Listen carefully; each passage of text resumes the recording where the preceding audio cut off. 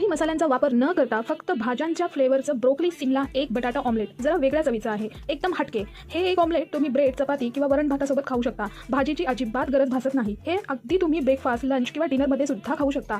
बरं, ज्यांना half fry आवडतं ते हाफ फ्राय करून खाऊ शकता आणि ज्यांना फुल फ्राय करायचं आहे ते फुल फ्राय करू शकता। असे दोन्ही एक ऑमलेटचे चेहरे मी इथे दाखवलेले आहेत।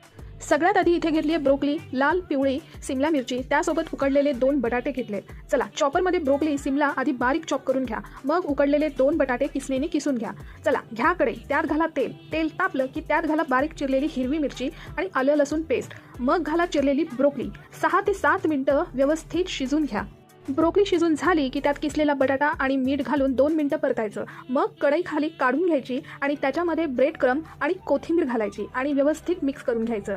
आणि व्हिडिओमध्ये दाखवलं ना अगदी तसं मिश्रणाची वाटी करून घ्यायची हातावर आणि तव्यावर लगेच ठेवून त्यात एक अंड घालायचं। वरून अंड्यावर थोडं मीठ भुरभुरवा आणि बाजूला थोडंसं अगदी तेल टाकून शेकवून घ्या। मग तुम्हाला हाफ फ्राय करायचं आहे किंवा फुल फ्राय ते तुम्ही तुमचं ठरवा बाबा। खरंच सांगते, खायला खूप भारी लागतं।